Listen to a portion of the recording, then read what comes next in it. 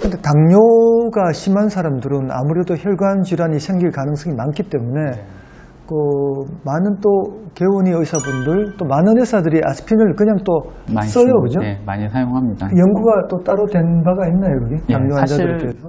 이 당뇨 쪽으로도 아까도 얘기했지만은 이 연구들이 굉장히 논란이 많고 이게 계속 이게 사실은 이제 호쾌한 양성 결과를 못 보여주니까 자꾸 연구가 좀 더 고위험군에서 더 진행이 됐는데 그 고위험군의 대표적인 그룹이 바로 당뇨 그룹인데 이게 아주 비근한 예로 우리와 거의 비슷하다고 생각되어지는 일본에서 진행된 연구가 있습니다. 제이패드 연구라고 있는데 전혀 차이가 없었습니다. 전혀 차이가 없었죠. 예. 과거에는 이제 당뇨 환자나 위험 인자가 많은 사람들에서는 아스피린을 많이 썼는데 실제로 연구를 많이 해보니까 실제로 차이가 없고 미장 출혈의 위험이 있기 때문에 이제는 뭐 추천하지 않는데 그래도 요즘에 또 헷갈리는 부분이 있어요. 요즘에 이제 CT를 많이 찍다 보니까 이 관상동맥에 동맥경화는 있고 근데 협심증은 아니고 이렇게 동맥경화에 그 관상동맥의 협착이 심장에 영향은 안 주는데 동맥경화가 있는 사람 그러니까 이런 사람들에서도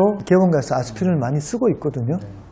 그건 어떻게 보고 그러니까 계세요? 이거는 사실 뭐 지금 현재로서는 이게 연구된 바가 없기 때문에 뭐 심정적으로는 분명히 도움이 될 수도 있을 것 같습니다. 우리가 보통은 이 아스피린을 쓸 때 기대하는 거는 심근경색 같이 아주 위험한 병이 생기는 거를 막는 건데 사실 잘 생각해보면 막는 기전이 결국 이런 동맥경화가 진행돼서 안쪽에서 이제 혈관 안에서 혈전이 생길 때 만약에 아스피린을 먹고 있었다면 이 혈전이 좀 덜 생기게 할 정도라는 거거든요. 근데 그러니까 그게 병을 아예 예방하는 건 아니고 생기는 건 어쩔 수 없지만은 좀 덜 심한 형태로 생기게 할 수는 있습니다. 그러니까 혈관이 완전히 막힐 게 좀 덜 막히거나 아니면 약간만 막힐 게 아예 발생하지 않거나 그 정도 예방을 기대하고 쓰는 거거든요. 굉장히 재미있는 해석인 것 같아요. 이게 사실은 우리가 연구라는 거는 환자를 두 군으로 나눠서 한쪽은 아스피린을 주고 한쪽은 안 주고 이렇게 비교하는 게 진짜 연구라고 이제 생각하고 그냥 일반 사람들에서 아스피린 드시고 계세요? 병이 있으세요?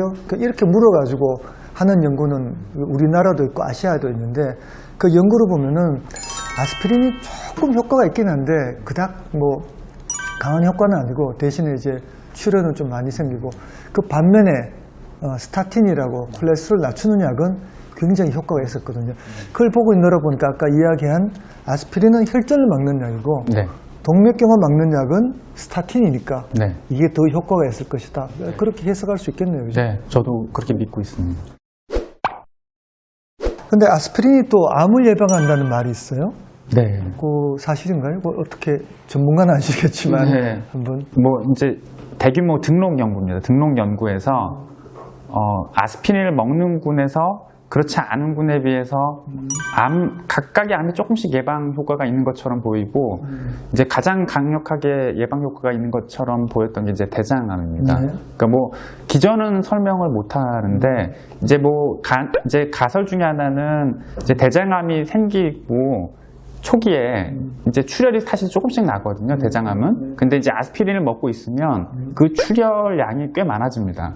그러면서 환자가 좀 일찍 알게 되고 해서 근데 그것도 설명이 안 되는 게 예후를 조금 호전시킬 수는 있어요. 좀 일찍 발견이 돼서. 근데 그렇다고 이게 아예 발생을 막는 건 아니거든요. 근데 이거는 아까도 말씀드렸지만 등록 연구라는 거는 우리가 계획적으로 뭐 진행을 했던 연구가 아니기 때문에 환자를 반으로 나누어서 한쪽은 아스피린 주고 안 주고 대장암 발생 보고 이런 연구가 아니고 이게 진짜 연구인데 그냥 아스피린 드세요? 대장암 있나요? 이렇게 물어본 거죠. 그죠?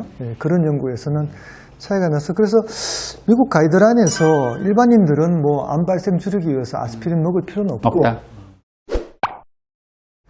건강검진을 할 때 아스피린을 드시냐고 이제 질문하는 경우가 많은데 그거는 뭐 아스피린과 같이 좋은 약을 왜 안 먹냐 이런 질문이 아니고 내시경을 할 때 아스피린을 드시고 있으면은 조직 검사할 때 출혈이 많이 나거든요.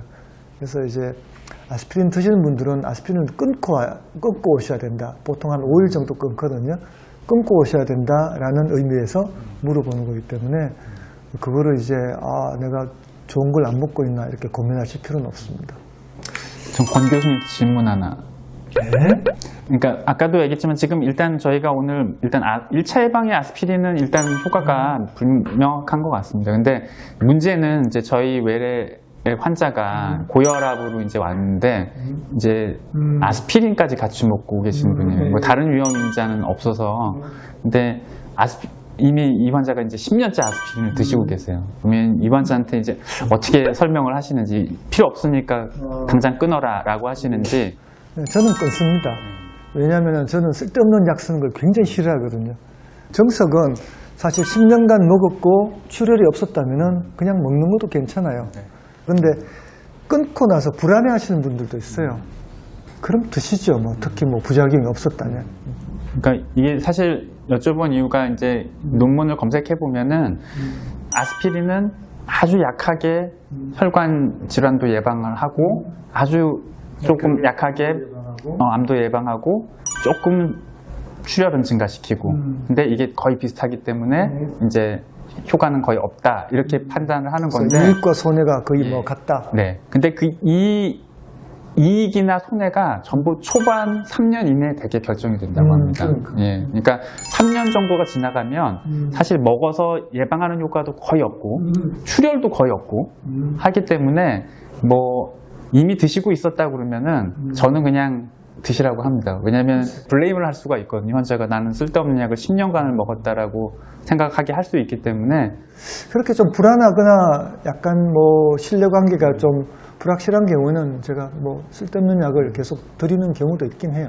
사실 뭐 아까도 말했지만 그 효과나 부작용이 아주 크진 않거든요. 그래서 뭐 약 하나를 좀 더 드신다고 크게 문제 없는 경우도 있기 때문에 그건 사람들마다 좀 다른 것 같아요. 오늘 아스피린에 대해서 조금 딱딱하게 알아봤습니다. 왜냐하면 아스피린은 딱딱하거든요. 기본적으로는 아스피린은 의사의 이 처방에 따르십시오. 근데 이제 정말 심근경색이나 협심증이나 뇌졸중 같은 병이 없다면은 현재는 아스피린은 추천하지 않는 게 정석이고 일부 의사분들 중에서도 이제 권장하는 경우도 있긴 한데 아직은 뭐 그닥 그렇게 증거가 없다고 볼 수 있고요. 그래서 꼭 필요한 경우에만 적절한 약을 쓰자. 그게 저희 이제 의사들의 모토입니다. 그래서 아스피린에 대해서 정확히 아시고 또 건강을 잘 지키시는 여러분들이 됐으면 합니다. 질문 많이 남겨주시고요. 댓글 열심히 달겠습니다. 감사합니다.